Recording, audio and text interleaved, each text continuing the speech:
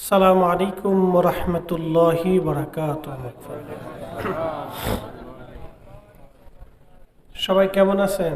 আলহামদুলিল্লাহ। আকাশের বাতাসটা খুব মজার আজকে। তো মাশাআল্লাহ, আমরা দূরে যারা আছি কাছে কাছে বসি, ইনশাআল্লাহ বাহিরে যারা সবাই ভিতরে আসি ভাই, আমরা রিল্যাক্সে আরামে বসি। বেশি কাছাকাছি বসলে গরম লাগবে। আরামেই বসি, কিন্তু ভিতরে বসি। চলে আসি ভাই, মুরব্বীরা ছাড়া আমরা যারা আছি বসি ইনশাআল্লাহ। মা বোনরা যারা আছেন আপনাদের নির্দিষ্ট জায়গায় বসে পড়েন ইনশাআল্লাহ। ইন্নাল হামদালিল্লাহ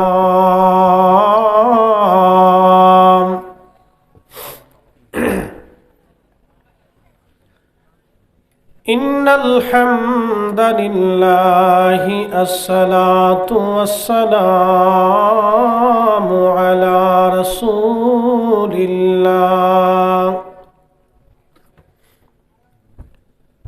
وعلى آله وأصحابه وأهل بيته وأولياء ملة. أما بعد، فقد قال الله تعالى في كلامه المجيد: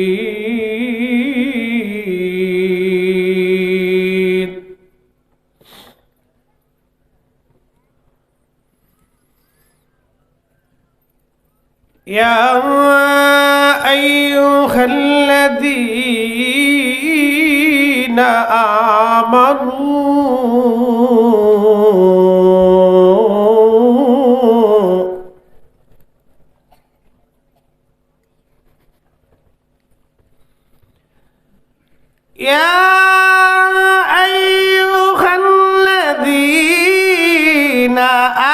آمنوا اتقوا الله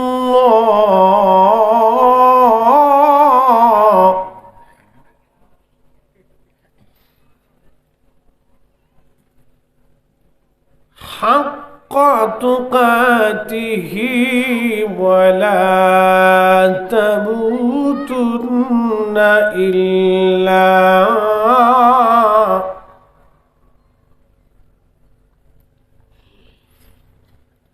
حق تقاته ولا تموتن إلا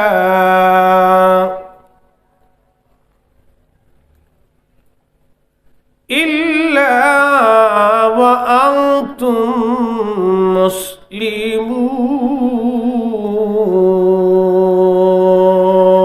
مسلمون.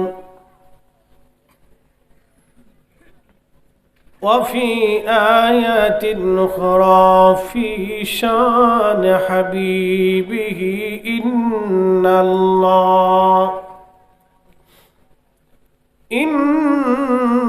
الله وملائكته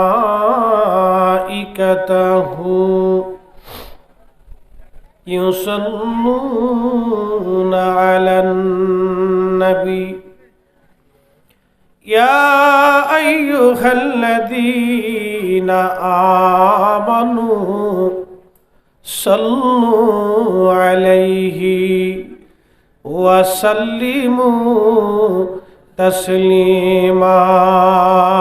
اللهم صل على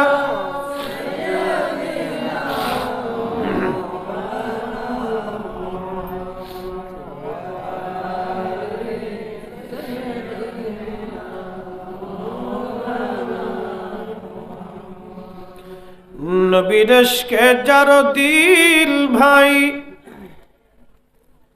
এ ভুবনে কাঁদে না। রোজা হাসরে ভাইজান তারা নবীজির দেখা পাবে না। আল্লাহুম্মা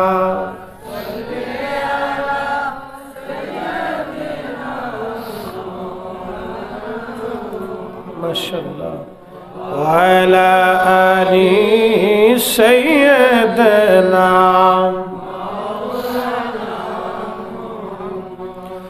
যখন তোমার ডাক পড়িবে এ বাড়ি ঘর সারিতে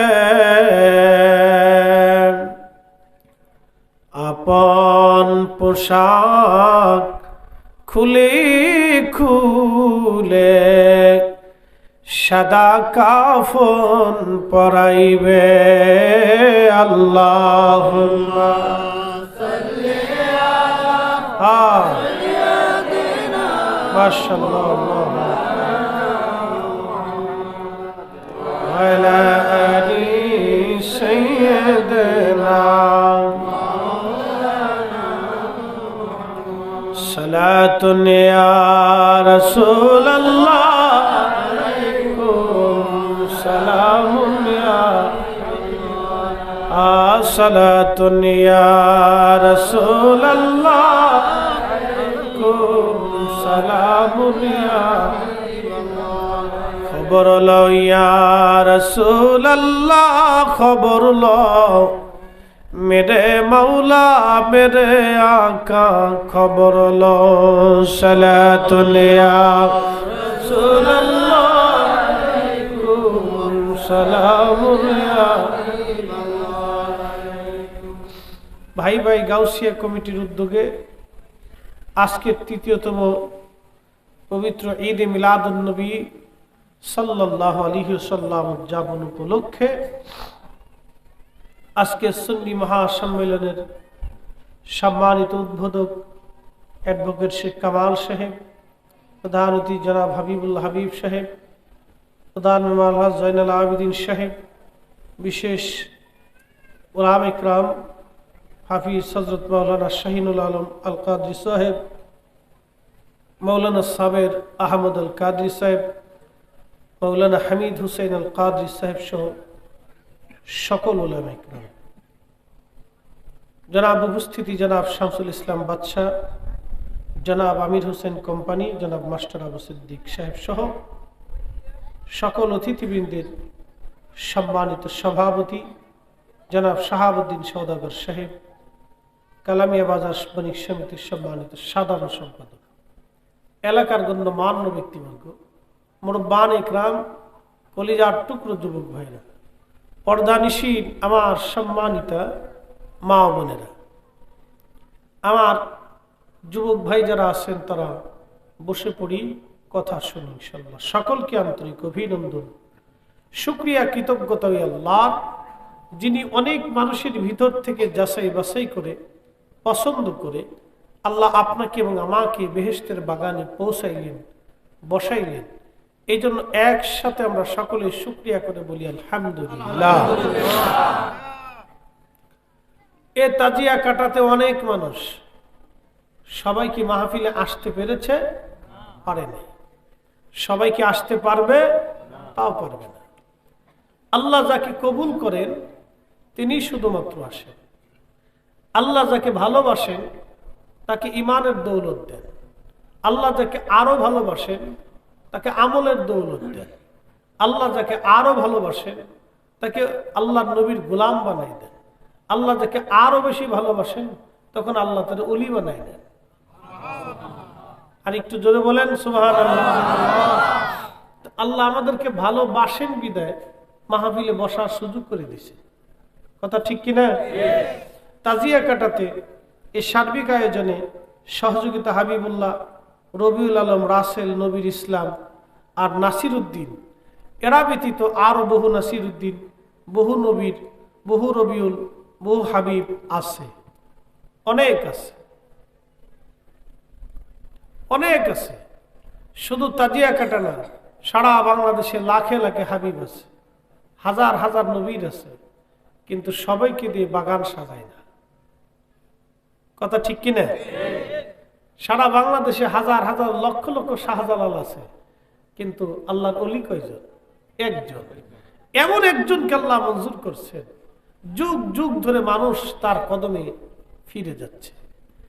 এই জন্যে আল্লাহ আমাদেরকে ভালোবাসছেন বিদায় ভিতরে এনেছেন, পছন্দ করছেন বিদায় আসার তৌফিক দিয়েছেন। দোয়ার আগ পর্যন্ত বসে থেকে কিছু কথা শুনে দোয়া করে বাড়ি যাবেন, দোয়া সারা যাবেন, দোয়া নিয়ে যাবেন, দুটির ভিতরে বিরাট বড় তফাৎ।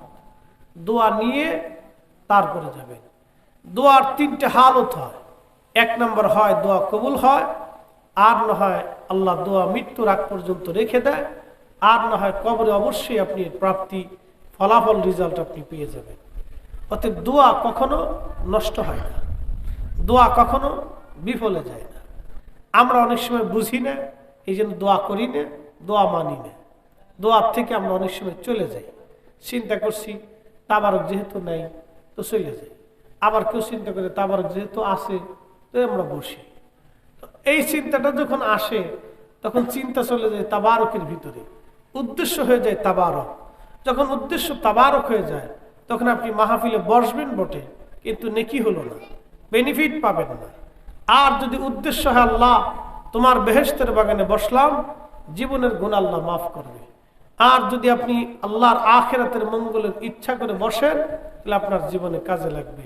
কোরআন বলতেছে কুল ইন্না সালাতি, হুজুর আপনি বলে দেন নামাজ আল্লাহর জন্য। একসাথে বলেন কার জন্য? আল্লাহর জন্য। এই বাতাস দিচ্ছেন কে? আল্লাহ। বাংলাদেশের সমস্ত ফ্যান যদি আপনি সেট করে দেন তাহলে এই তাজিয়া কাটা মহেশখালী সমুদ্র উপকূল দিয়ে চট্টগ্রাম দিয়ে সারা বাংলাদেশে যেইভাবে বাতাস প্রবাহিত হচ্ছে, আল্লাহর দেওয়া বাতাসের মতো বাতাস চালু করার কোন সিস্টেম আছে? নাই। এই জন্য আল্লাহ বলে লাইন শাকারতুম লাযীদান্নাকুম ওয়া লাইন কাফারতুম ইন্না আযাবি লাশাদীদ। ওরে বান্দা, তুমি আমি আল্লাহর দেওয়া নিয়ামতের শুকর আদায় করো না, শুকরিয়া করিও না। পাশে আপনাদের বিরাট সাগর, বঙ্গোপসাগরের পরে যাইয়া আপনি যদি যান তো ভারত মহাসাগর। একেবারে পৃথিবীর স্থলভাগের কিনারায় আপনারা বসবাস করেন। যদি মনে করেন 1991 সালের যে তুফান এসেছিল, এই তুফানে এই উপকূলবর্তী প্রায় 1.5 লক্ষ মানুষ পানির তরে ভাসায় নিয়ে চলে গেল। কত ফ্যামিলি একেবারে নিশ্চিহ্ন হয়ে গেল, ফ্যামিলি সহ আল্লাহ ভাসায় নিয়ে চলে গেল। কোনদিন আর তাদের খুঁজে পাওয়া যায় নাই। হাজার হাজার মানুষের কবর পর্যন্ত হয় নাই। আল্লাহু আকবার। সমুদ্রের পানিতে তাদেরকে ভাসায় নিয়ে চলে গেল। 1450 বছর আগে আল্লাহর কোরআন এইভাবে আল্লাহ বললেন, ওয়া ইদাল বিহারু ফুজ্জিরাত ওয়া ইদাল কুবুরু বুসিরাত। সমুদ্র উদ্বেলিত হবে, সমুদ্র উদ্বেলিত হবে। কোরআন শরীফ থেকে একটু আপনারা বুঝে যান। রাত্র গভীর, আপনারা গ্রামের মানুষ অনেক সময় অনেক তাফসীর ব্যাখ্যা বুঝবেন না। আমি একেবারে সহজ ও সাবলীল ভাষায় বলতেছি। আল্লাহর কোরআনে এই সূরাতে আল্লাহ সর্বপ্রথম বললেন আলাম নাশরাহ, আলাম নাশরাহ। আল্লাহর কোরআন শরীফে বললেন আমার আল্লাহ রাব্বুল আলামিন এক আয়াতে আমার আল্লাহ বললেন ইযাস সামাউ ফাতারাত, আসমান ভেঙে পড়ে যাবে। আসমান যদি ভেঙে পড়ে যায়, বলেন পৃথিবীর মানুষ পালানোর কোন রাস্তা আছে? হ্যাঁ, একসাথে বলেন, জোরে বলেন, সুযোগ। সমুদ্রের পানি যদি ধেয়ে আসে, পালাইতে পারবেন? কোথায় পালাবেন? পাহাড়ে। যদি পাহাড় সমপরিমাণ আসে। নূহ আলাইহিস সালামের বেটা কানান আল্লাহ কেউ অস্বীকার করে বসলো। আমার মালিক ডাক দেয় বললেন, নূহ রে, তুমি একটা গাছ লাগাও, মনোযোগ দিবেন। নুহু নবীরে বলেন, নুহু তুমি একটা গাছ লাগাও। বলে, রব গাছ লাগায় হবে কি? বলে, ওই গাছের তক্তা দিয়ে জাহাজ বানাবা। আল্লাহ নবী নূহ আলাইহিস সালাম 100 বছর আগে একটা গাছ লাগাইলেন। লোকেরা ডাক ডাকে, নুহু রে, গাছ কি জন্য তুমি লাগাও? বলে, এই গাছ বড় হবে আর কাঠ হবে, কেটে বিরাট বড় নৌকা বানাবো। এই মহাপ্লাবন আসবে, সারা পৃথিবী পানিতে ডুবে যাবে। তখন নূহ আলাইহিস সালামের উম্মত হাসে আর কয়, নূহ পাগল হইছে। কিন্তু ওরা জানতো না বিপদ আসতেছে। নূহ পাগল হইছে রে, নূহ পাগল হয়ে গেছে। খোদারই পয়গম্বর নূহ আলাইহিস সালাম 850 বছর ধরে শুধু দাওয়াত দিলেন, উম্মতের মধ্যে দাওয়াত। 83 জন মাত্র দিন কবুল করলো, বাকিরা একটা বারের জন্য আল্লাহকে আল্লাহ বলে মানে নাই। 83 জন মাত্র 850 বছরে। বুঝেন তো তাদের দিল কত কঠিন ছিল।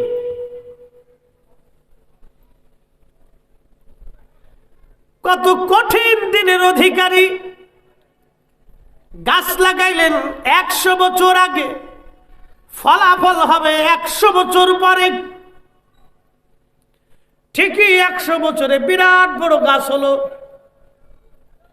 আল্লাহর পয়গম্বর গাছ কেটে তক্তা বানাইয়া বিরাট বড় নৌকা বানাইলেন। 3 তলা বিশিষ্ট নৌকা, 3 তলা বিশিষ্ট বিরাট বড় জাহাজ। নূহ নবী কিন্তু 3.5 হাত মানুষ ছিলেন না। নূহ আলাইহিস সালাম মিনিমাম হলেও আদম সফিউল্লাহর 2 পুরুষ পরে। আদম সফিউল্লাহর বেটার নাম ছিল হযরতে শীশ আলাইহিস সালাম। শীশ আলাইহিস সালামের বেটা, তারপরে নূহ আলাইহিস সালাম। নূহ নবীর 4টে বেটা ছিল, হাম, সাম, ইয়াফেস, কেনান। হাম, সাম, ইয়াফেস, কেনান। কেনান ডুবে মরল। হাম, সাম আর ইয়াফেস 3 জন বেঁচে রইল। হাম, সাম আর ইয়াফেস হলো এই মানব জাতির সব যত শাখা আছে, আফ্রিকা বলেন, ইউরোপ বলেন, আমেরিকা বলেন, আরব বলেন, আজম বলেন, ভারত বলেন, পাকিস্তান বলেন, হাম, সাম, ইয়াফেস এই 3 জনের বংশধর সবাই। হাম, সাম, ইয়াফেস এই 3 জনের বংশধর আমরা সবাই। এর মধ্যে কেউ কালা, কেউ ধলা, কেউ বাদামি, কেউ মাটি কালার, কেউ ওই যে আপনার লাল কালার, কেউ একবারে ফেত ফেতা সাদা কালার। কষ্ট হইতেছে আপনাদের? সেটা যা 3 জন থেকে মানব জাতির সূচনা। 3 জনের বংশধর আমরা, হাম, সাম, ইয়াফেস, কেনান। কেনান মরে গেছে, কেনান ছিল না। হাম, সাম আর ইয়াফেস এই 3 জন থেকে মানব জাতির বংশ বিস্তার হলো। সারা পৃথিবী আল্লাহ বললেন, নূহ মহাপ্লাবন হবে। নূহ নবী বললেন, রব মহাপ্লাবন বুঝবো কি করে? বলে, তুমি রান্না করতে থাকবা, তোমার জ্বলন্ত চুলার ভিতর থেকে যখন পানি বের হবে তখনই বুঝবা সারা পৃথিবী পানিতে ডুবে যাবে। একসাথে বলবেন আল্লাহু আকবার। আল্লাহ পারেনি? আস্তে বলেন, পুলিশে ধরবো। আল্লাহ পারেনি? হ্যাঁ, আগুনের চুলার ভিতর থেকে পানি বের হবে, তখনই বুঝবা পৃথিবী শেষ, ডুবে যাবে। وَإِذَا الْبِحَارُ فُجِّرَتْ وَإِذَا الْقُبُورُ بُعْثِرَتْ।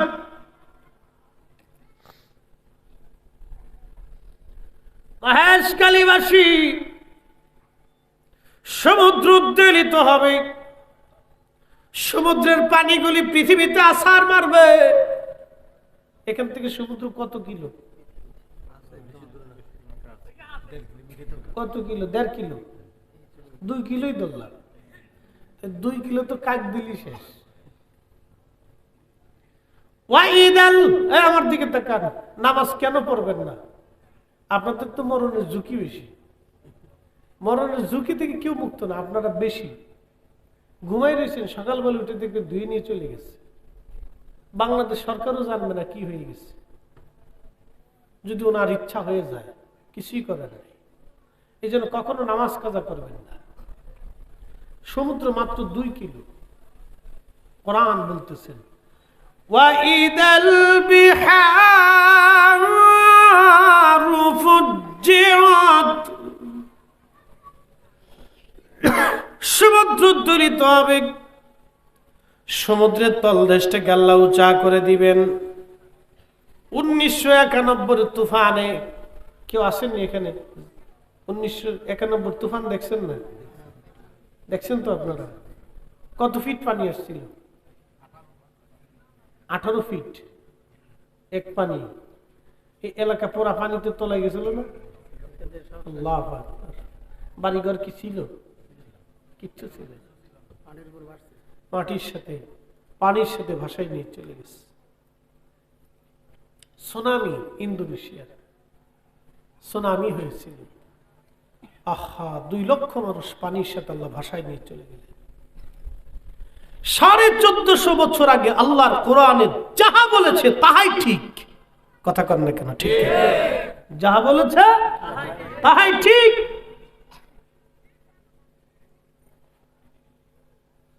ওয়াইদাল বিহারু ফুজ্জিরাত, সমুদ্র উদ্দীরিত হবে।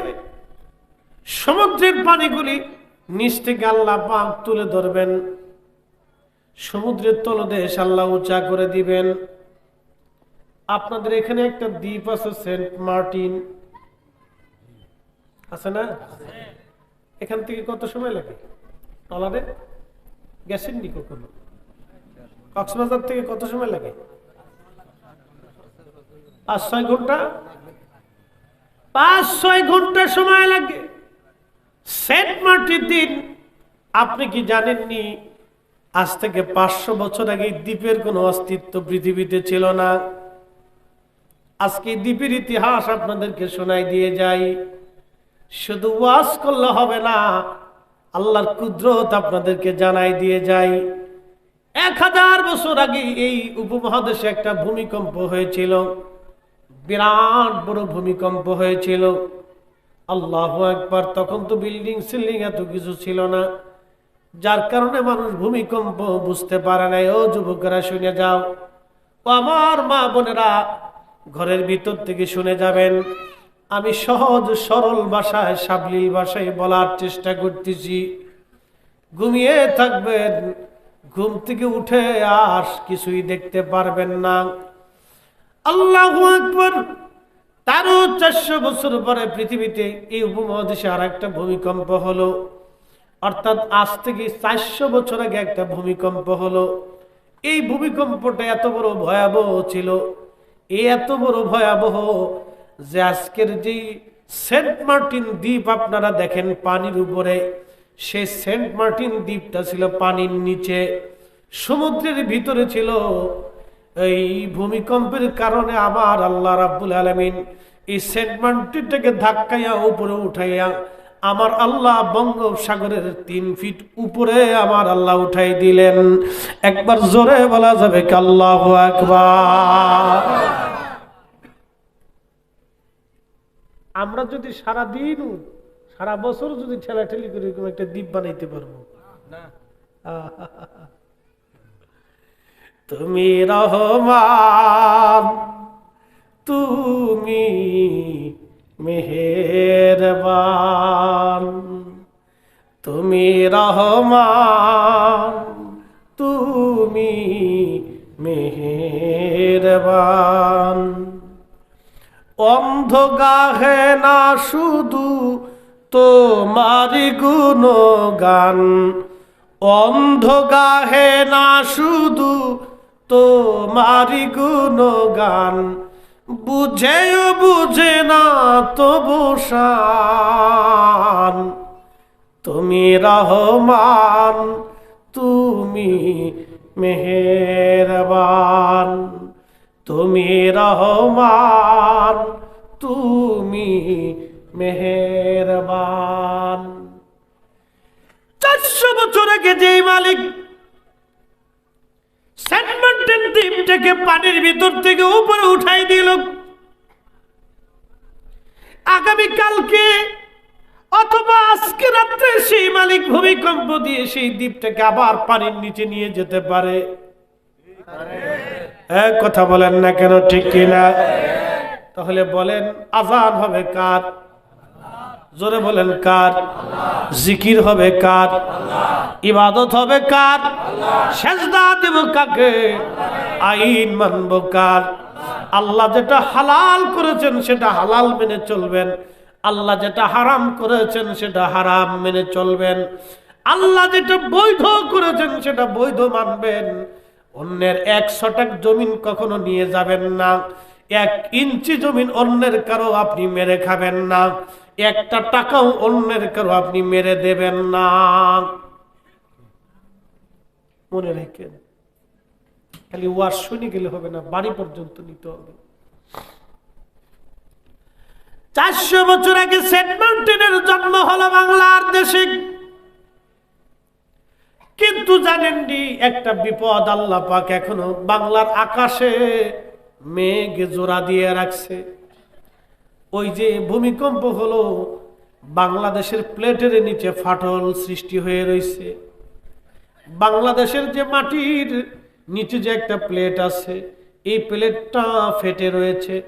ফাটাটা কোথার থেকে জানেননি? সিলেট থেকে, একেবারে ময়মনসিংহ কিশোরগঞ্জ দিয়ে আপনার টাঙ্গাইল হয়ে গাজীপুর দিয়ে ঢাকা দিয়ে একটা ভূমিকম্প হবে বাংলাদেশে আজ অথবা কাল। ভূতত্ত্ববিদ বিজ্ঞানীদের গবেষণায় 100 বছর পরেও হতে পারে, 400 বছর পরেও হতে পারে, অথবা আজকে রাত্রিবেলাও হতে পারে সেই ভূমিকম্পটা। সেই ভূমিকম্পটা 9 স্কেলের ভূমিকম্প হবে বাংলাদেশে। 9 স্কেলের ভূমিকম্পে শুধু ওই অঞ্চল যাবে না, কুমিল্লা চট্টগ্রাম দিয়েও বিরাট বড় ধাক্কা লাগবে। এই বিরাট বড় ধাক্কায় 14 কোটি মানুষ আক্রান্ত হবে, 3 কোটি মানুষ জায়গায় মার্ডার হবে, বাকি মানুষগুলি আহত হবে, অনেকে নিহত হবে। 14 কোটি মানুষের তার আওতার ভিতরে আক্রান্ত হবে, 3 কোটি মানুষ জায়গার উপরে মারা যাবে। ঢাকা শহর থাকবে না, এটা বিরান ভূমি হয়ে যাবে। বড় বড় বিল্ডিংগুলি ভেঙ্গে ভেঙ্গে পড়ে যাবে। কোটি কোটি টাকার মালিকরা সকালবেলা অস্তিত্বহীন হয়ে যাবে। ক্ষমতার গর্বে টাকার অহংকারে যে মানুষগুলি দেমাগ বিরাট বড় ছিল, সকালবেলা ঘুম থেকে উঠে দেখবে তার কিছুই নাই, একেবারে ফকির মিসকিন হয়ে গেছে, ভিক্ষা দেওয়ার মতো লোক তালাশ করে পাবে না। কথা কন না কেন?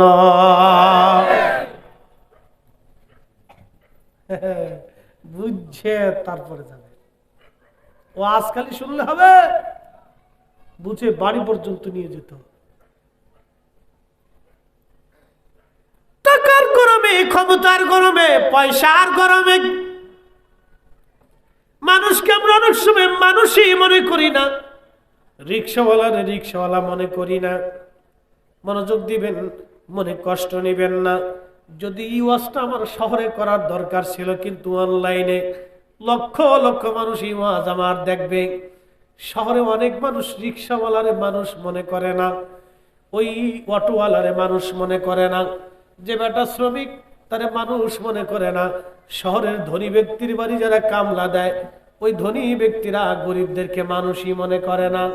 আপনি জানেন না, শহরের বহু নারীরা কাজের মেয়ে ছোট ছোট বাচ্চাদেরকে অত্যাচার করে, কি পরিমাণে মারে পিটায়। এটা যদি আপনি দেখতেন, জীবনে কোনোদিন আপনার সন্তানটাকে কাজের বুয়া বানাইতেন না।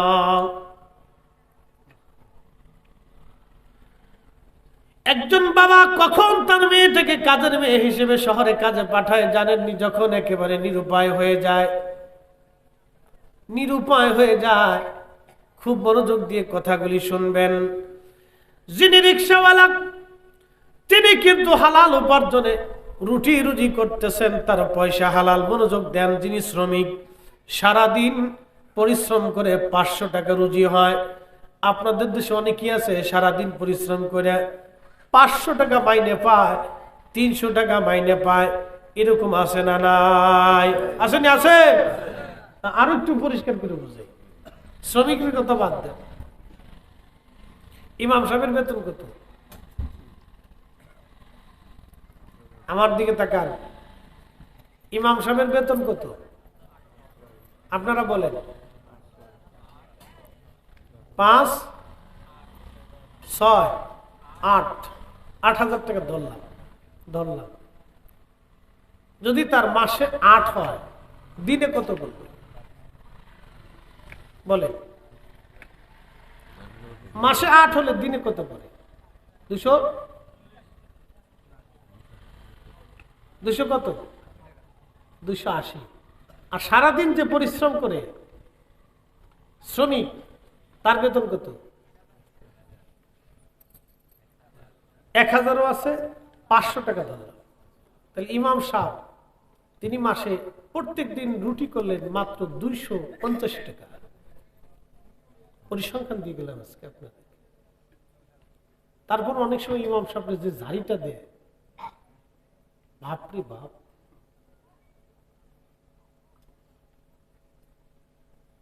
আপনারা ভাবেন যে ইমাম সাহেবের জুব্বা খুব চকচক করে, মনে কোটি কোটি টাকার মালিক না? পরিসংখ্যান দিলাম।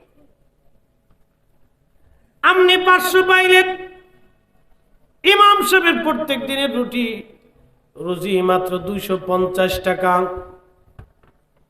সারা দিনের পরিশ্রমের ফসল মাত্র 250 টাকা। আপনার ডিউটি সকাল 8টা থেকে বিকেল 4টা অথবা রাত 8টা পর্যন্ত, আর ইমাম সাহেবের ডিউটি 24 ঘন্টা।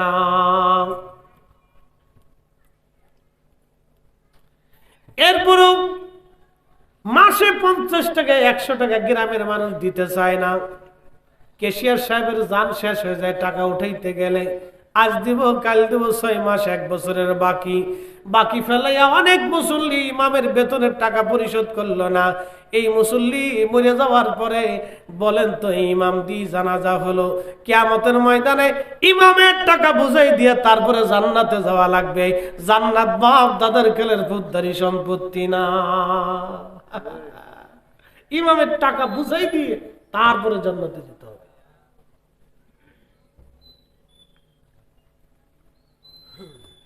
পরিসংখ্যান আপনাকে বুঝিয়ে দিলাম।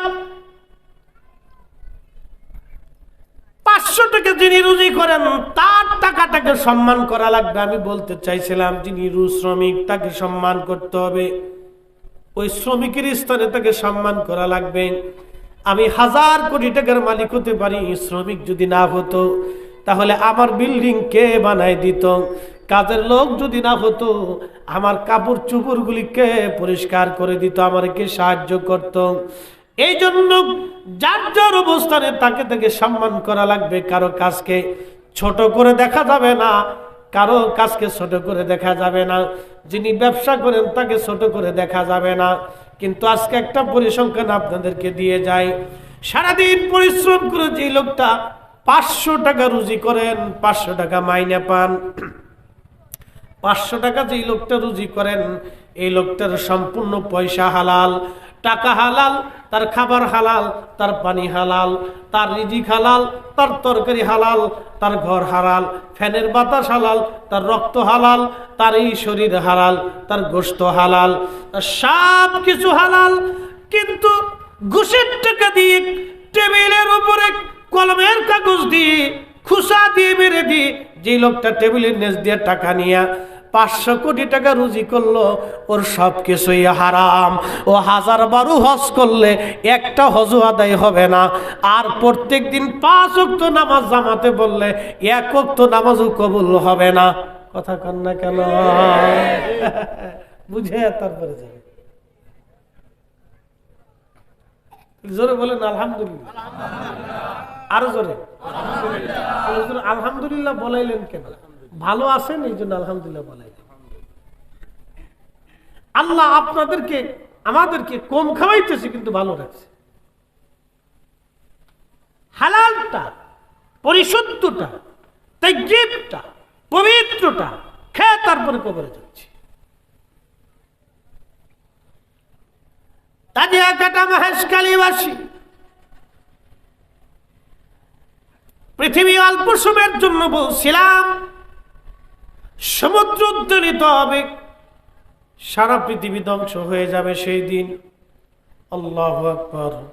1991 বিরাট বড় তুফান আপনারা দেখেছেন, বিরান হয়ে গেল বহু মানুষ। আবারও তুফান যে কোনো সময় আসতে পারে, যে কোনো মুহূর্তেই হতে পারে, বলাটা মুশকিল। কিন্তু 1450 বছর আগে আমার আল্লাহ বললেন, ওয়া ইদাল কুবুর বুশিরাত, আমি আল্লাহ রাব্বুল আলামিন হাসরের মাঠ কায়েম করব। কবর থেকে মানুষগুলি উঠে উঠে উঠে উঠে আমি আল্লাহর দরবারের দিকে দৌড়াইতে থাকবে।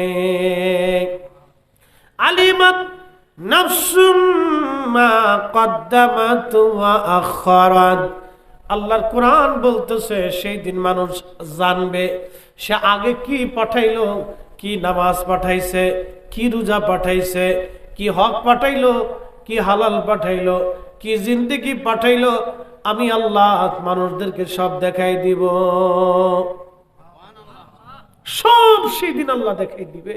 আপনি কি করছেন, কি না করছেন, কি পাঠাইছেন, কি আমল করছেন, কি নামাজ দিছেন, কি জিকির দিছেন, কি ফিকির দিছেন, কি রোজা দিছেন, কি হক দিয়েছেন, কি হালাল দিয়েছেন, এগুলি আল্লাহ আপনাকে সেদিন দেখাই দিবে। আলিমাত নাফসুম মা কদ্দামাত ওয়া আখারাত।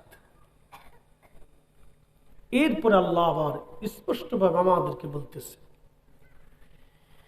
ইয়া আইয়ুহাল ইনসান মা গররাকা বিরাব্বিকাল কারীম।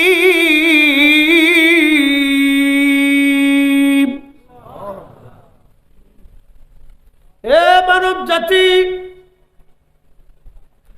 কিসে তোমাকে আল্লাহ থেকে জুদা করে দিল বলো?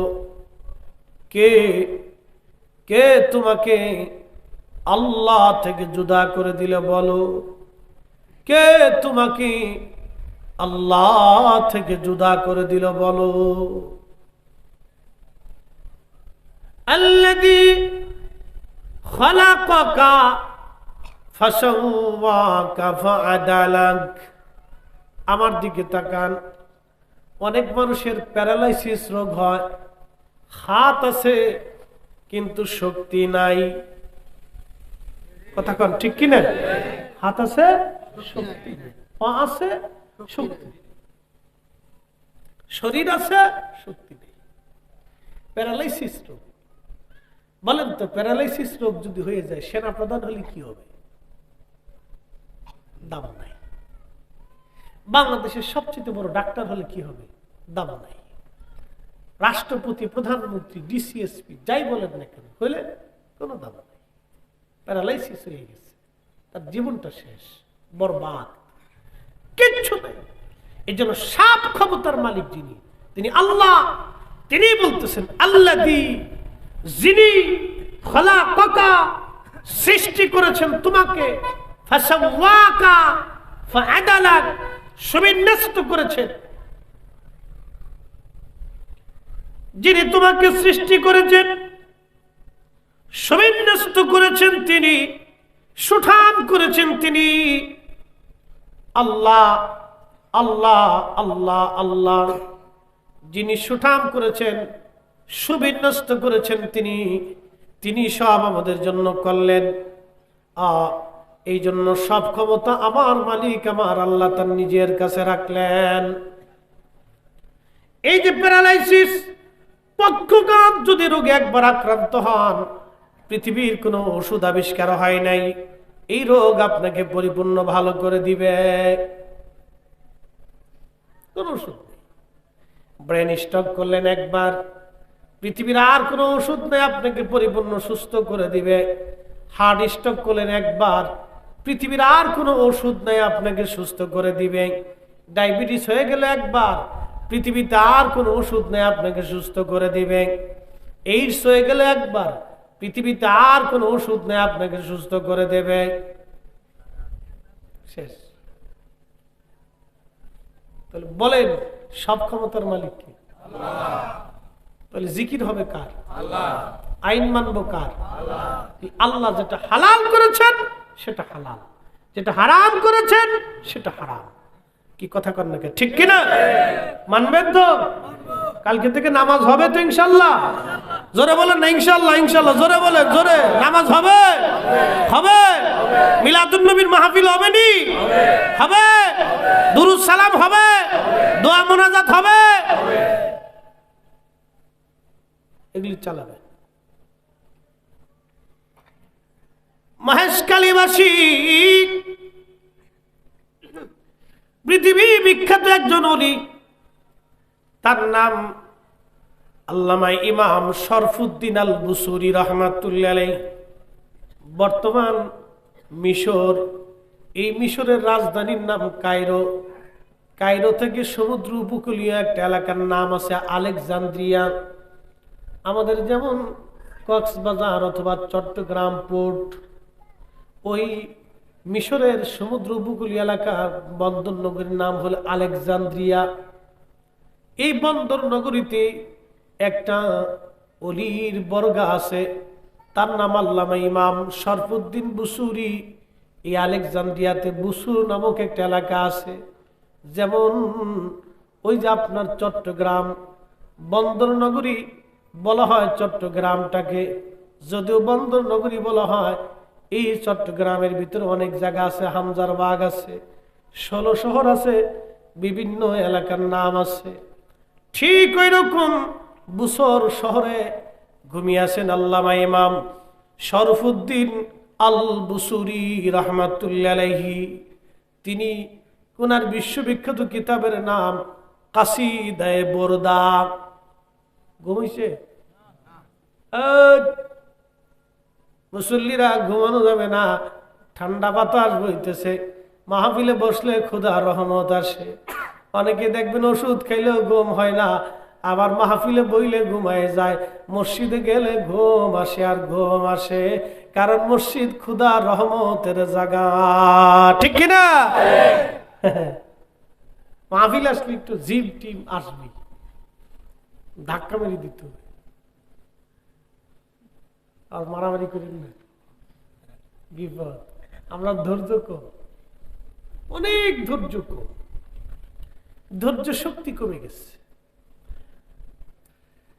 ইমাম শরফুদ্দিন আল বুসুরি তিনি বলতেছেন, আমি প্যারালাইসিস পক্ষঘাত রোগে আক্রান্ত হলাম, এক সাইড আমার পড়ে গেল। আল্লাহর ওলি বলেন, ঘরের মধ্যে থাকি, ঘরের মধ্যে সব পায়খানা পেশাবগুলি ঘরের মধ্যে হতে লাগলো আমার। ইমাম বুসুরি বলেন, দুনিয়ার মানুষটি ঘরের মধ্যে আমার পেশাব পায়খানা চলতে লাগলো। এইভাবে আমি চিন্তা করলাম, বসে থেকে লাভ কি? আমি আমার রসুলের শানে প্রশংসা গাথা লেখি, নাতে রসুল লেখি, কবিতা আমি লেখি নবীর শানে। Kazi Nazrul under matric pass, আমার দেশের একটা ছেলে। ও বন্ধুরা রে, ভালো করে শুনে যান, আশিকে রসুল হওয়ার জন্য বিরাট বড় মুফতি হওয়া লাগে না, আশিকে রসুল হওয়ার জন্য বিরাট বড় ডক্টর ডিগ্রি লাগে না, আশিকে রসুল হওয়ার জন্য সুন্দর চেহারা লাগে না, আশিকে রসুল হওয়ার জন্য পয়সা হওয়া লাগে না, আশিকে রসুল হওয়ার জন্য বংশ লাগে না। যার দিল নবীর জন্য কাঁদে তিনি আশিক হতে পারে। কি কথা বলেন, ঠিক কিনা? ইমাম শরফুদ্দিন বুসুরি কবিতা লিখে নবীর শানে নাত লেখে। কাজী নজরুল আমার নবীর শানে নাত লিখতে লিখতে 4500 মতো লিখলেন। ত্রিভুবনের প্রিয় মুহাম্মদ এলো রে দুনিয়ায়, রে সাগর আকাশ বাতাস দেখবি যদি, আয় রে সাগর আকাশ বাতাস দেখবি যদি। ধুলির ধারা বেহেশত আজ জয় করিল দিল রে লাজ, আজকে খুশির ঢল নেমেছে ধূসর সাহারায় রে সাগর আকাশ বাতাস দেখবি যদি আয় রে সাগর আকাশ বাতাস দেখবি যদি এইরকম নাতে রাসূল ইমাম বুসুরি বসে বসে লেখে। শেখ সাদি রহমাতুল্লাহ আলাইহি নাত লিখতো, বালাগাল্লুলাবি কামালিহি কাশাফাত তুজা বিজামালিহি হাসনাত জামি ওখসালিহি সাল্লু আলাইহি ওয়ালিহি। আল্লামা ডক্টর ইকবাল নাতে রাসূল লিখছে, মগজ কোরা রুহে ইমা জানে দিন হাসতে হুব্বে রহমাতুল লিল আলামিন। মগজ কোরা রুহে ইমা জানে দিন হাসতে হুব্বে রহমাতুল লিল আলামিন। চিৎকার মেরে বলেন না ইয়া রাসূলুল্লাহ। পাকিস্তানের আশিক তিনি নাতে রাসূল লিখছেন সাবিরি এইভাবে, হে সবজ গম্বদ ওয়ালি মঞ্জুর দুআ করনা जब वक्त नजर आए आका दीदार अता करना दीदार अता करना। मैं कब्र अंधेरी में घबराऊंगा जब तन्हा, मैं कब्र अंधेरी में घबराऊंगा जब तन्हा, इमदाद मेरी करने आह जाना रसूल अल्लाह, इमदाद मेरी करुणे आज़ान रसूल अल्लाह। रोशन मेरी तुर्बत को लिल्लाह जरा करना, जब वक्त न जा आए आका दीदारे अता करना दीदारे अता करना। सलातुन या रसूल अल्लाह अलैकुम सलातुन या रसूल अल्लाह।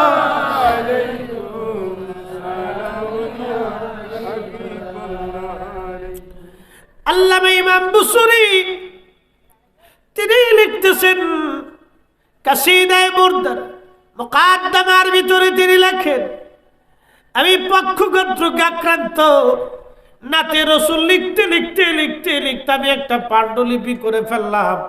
আমার নবীর প্রশংসা আমি লিখতে লাগলাম। আমরা যদি নবীর প্রশংসা করি, আমার দেশের কিছু ভাইরা আপনারে বেদাতি বলে। এক কথা কর না কেন, জোরে বলেন।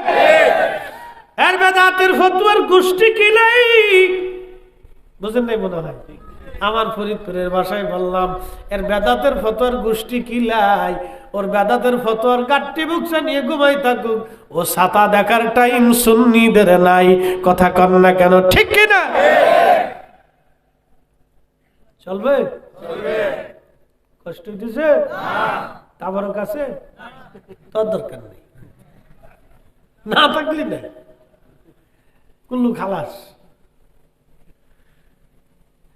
তার মানে বোঝা গেছে রাত 12টার সময় সুন্নিরা তাবারকের লোভে বসে থাকে না, এরা নবীর লোভে বসা। কথা কন না কেন? রসুলের এশকে বসে রয়েছে। ওরা যারা বলে আমরা সিন্নির পাগল, তাদের বোঝা উচিত আমরা সিন্নির পাগল না। রাত 12টায় কোনো মুসলমান সিন্নির লোভে এইভাবে বসে থাকে না। আমরা অরিজিনালি আসলে রসুলের প্রেমের পাগল।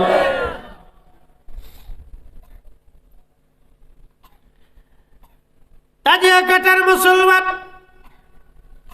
শরফুদ্দিন বুসরি বললেন, আমি একদিন রাত্রিবেলা ঘুমানো স্বপ্নের ঘরে দেখি রে রাহমাতুল লিল আলামিন আমার নবী তশরিফ আনছে। ইয়া রাসূলুল্লাহ ইয়া হাবিবাল্লাহ ইয়া রাসূলুল্লাহ ইয়া হাবিবাল্লাহ। আমার মৌত নিদান কালে থাকিও নবীজি আমার শিয়রে, আমারি মৌত নিদান কালে থাকিও নবীজি আমার শিয়রে। করিব চুম্বন কদম ধরিয়া, বলেন করিব চুম্বন কদম ধরিয়া। ইয়া রাসূলুল্লাহ ইয়া হাবিবাল্লাহ ইয়া রাসূলুল্লাহ ইয়া হাবিবাল্লাহ। মাতা পিতা যাহাদের